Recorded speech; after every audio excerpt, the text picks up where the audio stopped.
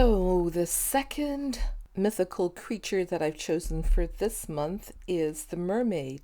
And I pulled out these two books. And this first one, Secret Seahorse, I should have been showing you this one all the time. It's all about stitched underwater creatures. And oh my goodness, Claire Beaton does the most beautiful textile illustrations. And then the second book here by Eric Carle, Dragons, also happens to have a mermaid in it. Now, mermaids are absolutely mythical creatures. They often take the form of beautiful young women, but I think you can take whatever artistic license you want. But let's, as usual, start out by drawing a few really simple cartoony mermaids, and I would just draw a face just the way you might draw a face if you were a child. And then let's add a neck and some limbs. And this particular mermaid, the first one I'm drawing, is a front view. And you can choose whether you want to have breasts on yours or not. You can cover them up with hair. You can give her a blouse. You can do whatever you want. And then mermaids typically have fish's bottom part of their body. And, if you want to cover up her breasts, you can do that. Now, if you don't want to do a face or deal with the breasts of a mermaid, you can draw your mermaid from the back. And it's basically the same thing, but there's more hair where that face would be and no breasts on the back. And another position that you can draw a mermaid from is a side view. Now, I have a question for you. If mermaids live underwater, why do they need a nose when a nose is used for breathing air in the air? I'm making this particular mermaid look like it doesn't have a nose, and it looks a little seal-like to me, and they're actually creatures called selkies. Selkies are creatures that appear as seals in the water but turn into humans on shores. And another mythical aquatic creature that looks a little bit like that. The movie called Ponyo has an aquatic creature that looks a little cartoon-like. If you want to check that one out, to tell you the truth, it's my least favorite of the Studio Ghibli films, but check it out if you like. I've already done one mermaid here because I wanted to see how this would work. And now I will tell you that whenever I do freehand stitching of something that is supposed to look like a human, I have to take a really deep breath before I start and trust the process. It doesn't always work out, and as a maximalist, I just believe in adding more until it looks good. But if this does not feel comfortable for you, I don't blame you for skipping over this. I'll show you how I'm doing it, and then you can decide if you want to go ahead or not. So I've chosen a piece of cloth here that I'm going to use for the tail, and I've cut it approximately to shape without the little bits on the end. I'm going to do those with stitch, and just as I always do, I am attaching this tail to my cloth using blanket stitch, and you could use other stitches as well, running stitch or just an overhand stitch. I'm going all the way around the tail, doing the stitch, sewing it down, letting it fall where it may. It may not be exactly where I planned it to be, but it's going to be somewhere, and it's going to allow me to create a little story around what's going on here when I don't plan it absolutely perfectly. So I'll go all the way around, attaching the tail, and that will give me sort of the location for where my creature is going to be, and then I'll know how to finish the rest of it. Another option you could do is you could draw your shape out onto a piece of cloth, and you could even include the upper body if you wanted to, and then stitch that down onto your background. That would be a perfectly good way to go about this. And because I've got that real sharp point at the end, I'm making a point of securing the point down so that there's a nice sharp point there. But if you wanted it to be rounded, it could be as well. So I'll go all the way around until I go back up to the top there. Now, mermaids appear in all kinds of different mythology, and there are all kinds of different stories about them.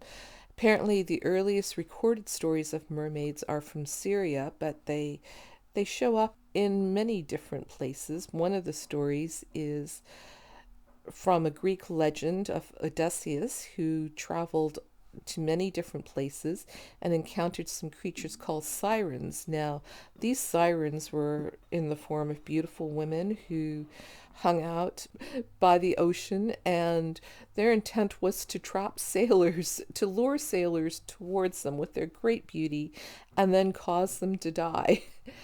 Now, not all mermaids have bad intent towards humans, but a few of the stories do. There are other creatures with names like dryads and naiads that are water dwelling nymphs from Greek mythology as well.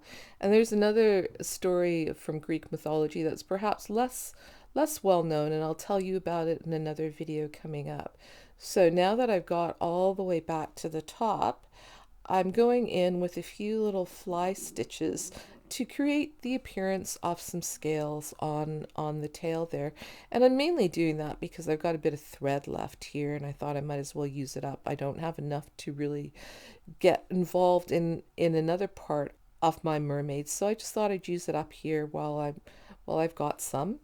And then once I've finished using it up, now I'm going in at the bottom and I'm creating the fins on the tail there using a combination of blanket stitches and chain stitches. And I'm just sort of really kind of winging it and just creating in my head a shape that I might think that the bits at the end of the tail look like. And no real plan. They're going to stick out from either side. They're not going to be symmetrical by any means, because unless something is standing very stiffly at attention, things don't tend to be in life symmetrical from side to side. So I'm fitting this fin in where it is, and it's going to give you the appearance that it's actually moving through the water. And this is a moment caught in time as this little mermaid here was moving through the water. So this, I can make it as big as I want or as little as I want. And again, if you wanted it to be more precise, you could always draw in the lines, but it's kind of fun. Like, I personally find it way more interesting, and a way more interesting story emerges when I have to look for ways to solve a problem. Oh, that didn't quite look the way I thought it should. What can I do? I'll add a few more stitches here, or I won't worry about it. Again, it's one of those things, right? In my scroll here, there are thousands and thousands and thousands, so many thousands of stitches. One or two stitches out of place is not going to be important in the overall scheme of things. Also, if I decide later on that I really don't like something, part of it, I can cover it up. I can put a bit of seaweed in front of it. I could have a fish swimming in front of it. So many options. So now that the tail is done, I'm going to move on to the upper part of the body. And now this part I am going to do just with an outline. I'm just going to leave the background of the cloth will be the color of the mermaid's body. And I'm just doing an outline, just like if you were to draw on a piece of paper. Draw a mermaid like I did, the mermaid's body appeared yellow on the piece of paper where I drew it. In this case, the mermaid's body is going to be this very dark green. And I'm treating my stitch here exactly the same way that I would draw. I'm just creating a line. Now, it's a little bit slower than drawing because I've got to go in and out with my thread, but I'm basically doing the same thing. So I've gone up one side of the body from the waist up to the underarm, and now I'm angling out to create that first arm. And a couple of things to keep in mind. You know how a human body moves. Your elbow will only bend in one direction. You can't bend it backwards. So think about that when you're creating the arm. So what direction am I going to bend the elbow in? Or am I going to have a straight arm that's not bent at all? It's entirely up to you. And I use the space that's available to guide my decisions on how I'm going to create this arm. So this arm is going basically straight, doesn't have to be exactly straight. And at the end, I created a few little fingers. I don't have to do all 5 fingers, but I made a few little fingers, a thumb and the first finger.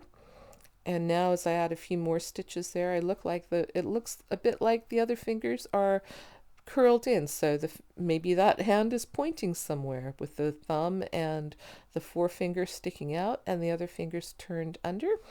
And that's not really what I was planning, but that's the way it looks. And I'm just going to go with that rather than being disappointed that it didn't look the way that I thought it should look.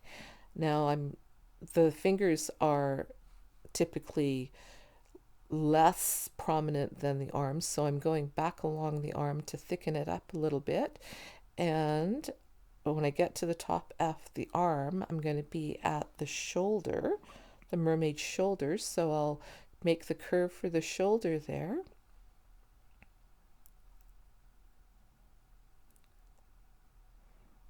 And yes, I am doing this all in my head. I'm not going for any sort of realism. This is just a cute, cartoony like drawing of what a mermaid might look like. And yeah, you may be thinking there's not a lot of space for that mermaid's head there before it starts butting into the other mermaid. And that is very true. And that is one of the things that happens when you don't plan, which is okay. I'm okay with that. As I'm working on this, I'm thinking about, well, what's my story here? What story am I telling as to why those heads are going to be jamming into each other? And I'll let you know that in a little while. But for now, what I'm doing is I'm going down the other side of the body from the neck to the shoulder. And again, not symmetrical. This is a moment caught in time. This is a mermaid who is moving around in the water. So I'm thinking about, where do I have space for this arm to go? And this arm is going to be bent, and it's bending upwards towards the other mermaid there. And so I've only bent it at the elbow. But, it curves. It's a mermaid. We don't know. Maybe mermaids have different mobility in their arms. Who knows, right? I've not met a mermaid. So, and again, I'm doing the finger and the thumb, just two little straight lines, nothing really complicated. And maybe if I wanted to get a little fancy, maybe I'll do a second joint in the finger to curve it a little bit. Could do that. Yeah, let's give it a try. Do a little bit more on that finger there. Yeah, I'm not sure that helped or not, but yeah, we'll leave it as it is, and I'm not going to worry about it. Later on I can, let's see, let's give that another try. Let's see if we can build that up a little bit more and see how that works. And if I don't like the way it looks, well, I could always put something in her hand. She can be holding on to a piece of seaweed or something else, and then we'll make those decisions later. But actually, in the end, I think that hand looks okay. Turning towards her body, and I'm going back down the arm. And what am I using here? I'm using stem stitch, which can be a little bit fluffy and fuzzy. So if I didn't like it like that, what I could do is go back and wrap a thread around it. So it's sort of called a whipped stitch, and that will kind of pull all those stitches together. And in my mind, I was thinking about, what stitch could I use that's going to look breast-like. I decided that the little fly stitches there could look like little breasts. Yeah, and they're not even. They're very uneven, and that's perfectly fine. So if I thought that her limbs were a little bit fuzzy, I could go in and whip those stitches, and what that means is that I just loop a thread around and around the stitches. It doesn't go back to the back of the cloth, it just wraps around the stitches, and it tends to even them up. But I'm probably not going to worry about it, and I'm just going to have a fuzzy looking mermaid. And now I'm doing her head, the bottom part of her head. I don't need to do the top part because the top half, because it'll be covered with hair, but I'm just doing the line for the bottom part, half of her head. And there you can see how close it's getting to the other mermaid. And now I'm going in and I'm just going to put a few little lines in there to suggest some eyes. And a nose perhaps. I don't need to put in a lot because it's pretty tiny, but suggesting that it's there gives a little bit more interest to the piece. And there, what I'm thinking is, it looks like that other mermaid is whispering something, doesn't it? So I think I'm going to go with that. So the two mermaids are having a little conversation there. So I'm adding the hair for my second mermaid, but it's going to go in behind the other mermaid. So I'm just going to go up to the edge of the other mermaid, just with some fairly long straight stitches, and I'm only using one strand of cotton so that the hair is not so thick and coarse, so it's more delicate. And the more stitches I add here, the fuller that I make this section, the more bits of hair I look, the better it looks. And what I can do is start out with one color. I'm using a light blue here. And if I wanted to add a little bit more depth and dimension, once I finish off with my blue, I can go in and add a second color, either a slightly different color, maybe a light green or a darker shade or something slightly darker shade that'll give it a little bit more variation. And I did that with the other mermaid with her green hair. There's some lighter green and brighter green intermixed. And it doesn't really show up on camera, but actually quite subtle in person as well. But I think it adds a little bit of depth and highlights to the piece. I'm just doing straight stitches, keep going as usual. And as I add more, if I don't like the way it looks, I just add more around it. I'm working on one side, and then I'm going to, before I run out of the thread, move over to the other side. And really, really simple, simple shapes. And I know you can do this. I know it might be a little bit intimidating. And one thing, if you really don't feel like you want to give this a try, right onto your scroll that you're working on, do it on a scrap piece of cloth and then cut out your shape and stitch it onto your finished piece. And that way, that actually could be a good strategy for covering up other things that you think didn't work out quite as well as you would have liked. So give that a try if you want, working on a separate piece of cloth and then sewing on here. It will give you more variety. You can choose a different color for the background for the mermaid's body as well that way. Just when you're cutting out your piece, just be careful that you don't cut any of your stitches, because yeah, not good.